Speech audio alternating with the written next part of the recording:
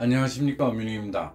오늘은 지난 35강에서 소개해드린 하악 전치부 발치 후 라비알 본을 오스테오 인덕티브 덴틴 파우더와 루트 블록으로 리페어하는 술식과 쇼트 팔로업을 소개해드린 바가 있습니다. 오늘은 그 유사한 증례로 10년 경과한 팔로업을 한 증례가 있어서 소개해드리도록 하겠습니다.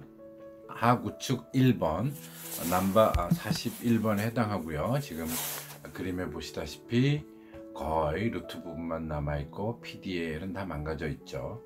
이 사진으로 보면 코티칼 본 디스트럭션 됐고 캔슬러스 본은 다 노출되어 있는 모습을 보이고 있습니다. 그래서 발치하고 임플란트 식립하고 본 그래프트 하고 프로비저널 프로세시스를 한 번에 시행한 경우입니다.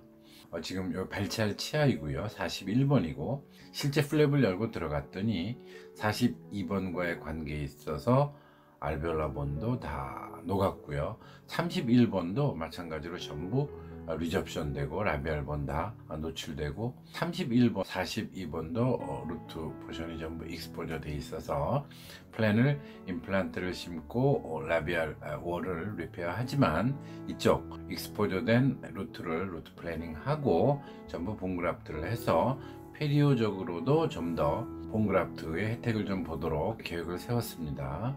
환자의 사랑니를 뽑아서 루트 블록도 준비했고요. 파우더도 준비했습니다. 플랩을 열었을 때의 모습이고 발치 후 그래듈레이션을 다 긁어낸 모습이죠. 라비알 본 완전히 흡수되어 있고 31번 루트와 42번 루트 익스포저 되어 있습니다.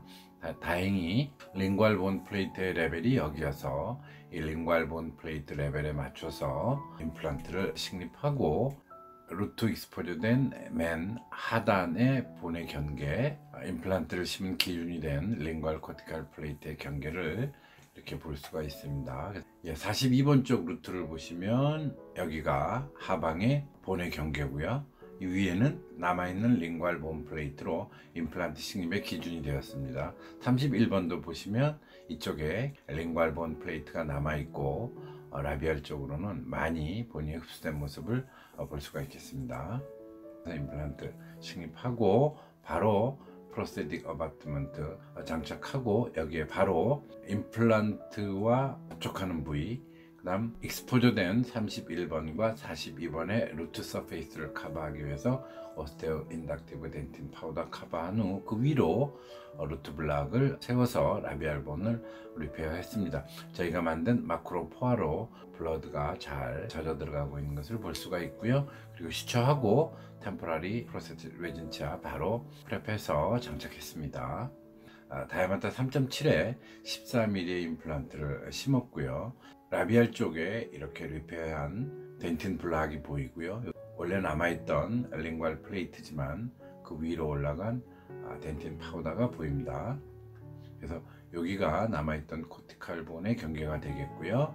그 다음에 14mm 임플란트를 심었고 그 위에 보이는 라비알 쪽에 루트 블락과 덴틴 파우더, 링괄 쪽에 덴틴 파우더입니다.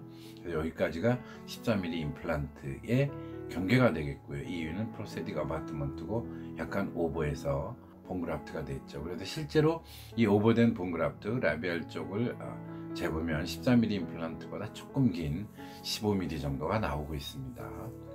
이 코티칼 본을 경계로 보면 라비알 쪽에는 약 6mm 정도 루트 덴틴 블락이 리페어 된 걸로 보이고요. 링괄 쪽은 한 3mm 정도 리페어 된 것으로 보입니다. 그래서 지금 보시면 이게 수술 당시에 14mm 임플란트에 약 15mm 정도로 라비알 쪽으로 리페어 된 모습이고요. 지금 보시면 약 한 4년 정도 경과했을 때 남아있는 라비알의 코티칼 본이 이렇게 보이시죠. 그래서 이 길이를 임플란트를 기준으로 쟀더니 약 15.2mm, 처음 수술 당시가 15.4mm니까 이게 제가 손으로 재기 때문에 약간의 오차는 있을 수 있으므로 거의 비슷하다고 보면 됩니다. 그래도 4년 동안에 0.2mm가 흡수된 것으로 보이니까 상당히 훌륭하게 이 환자가 관리를 잘하고 있는 모습으로 보이죠. 다행히 환자가 약 10년 후 한 4개월이 모자라는데요. 최근에 팔로우업이 돼서 다시 한번 CT를 찍어서 환자의 상태를 봤습니다. 그래서 임플란트 주변에 사운드한 코티코 캔슬러스 본이 잘 발달돼서 환자가 잘 사용을 하고 있고요. 특별한 염증도 없고 페리오 문제도 없지만 지금 이 부위가 정확히 보이지는 않습니다. 임플란트 끝은 여기로 보이는데 보는 여기까지는 아닌 것 같고요. 임플란트 맞이해서 좀 내려한 여기까지가 맞는 것 같습니다. 그래서 실제로 재봤더니 한 13.2mm 정도 됩니다. 그래서 10년 후에 보니까 한 4년까지는 별 변동이 없다가 10년 정도 되니까 한 2mm 정도 흡수된 것으로 보입니다. 그렇다고 염증이 있거나 이 라비알 쪽에 코티코 캔서러스 컴플렉스가 깨져 있거나 디스트랙션 되어 있는 모습은 보이고 있지 않습니다. 아주 사운드한 상태이죠. 그래서 저희가 2012년도에 발표한 석세스 크라이테리어로 보면 본그라프트하고 마지날본 1년 내 1 내지 1.5mm, 그 다음에 애뉴얼 리접션을 0.2mm로 친다면 10년이면 한 2mm 정도까지는 석세스로 본다라고, 뭐 굳이 마지널본으로 기준을 삼아서 얘기를 해도 그렇게 되므로 한 2mm 정도 흡수된 상태는 상당히 잘 코티코 캔서러스 본을 라비알에 유지하면서 10년 팔로업의 결과는 매우 양호한 것으로 그렇게 볼 수가 있겠습니다.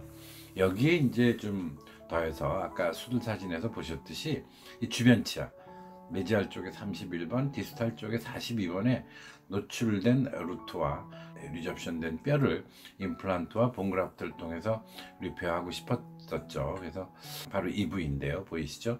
요건 발치한 41번이고 거의 다 리접션된 프록시말의 알베올라 본인데 10년 후에 임플란트를 기준으로 올라간 상태로 잘 유지하고 있다. 물론 풀 시멘토 에나멜 정식까지 또는 임플란트의 마진까지 올라가진 못했지만 잘 유지하고 있고, 메지알 쪽의 31번은 실제로 여기서 그렇게 엑스레이상으로는 흡수돼 있어 보이지 않습니다. 제가 수술 사진에서는 많이 흡수가 돼 있었는데 그래서 비슷한 양상을 보이고 있어서 여기를 얼마나 리페어했는지는 지금 이 사진상으로는 알 수 없지만 특히 디스탈 쪽에는 많이 리페어가 되었고 유지관리도 잘 하고 있는 것으로 보입니다.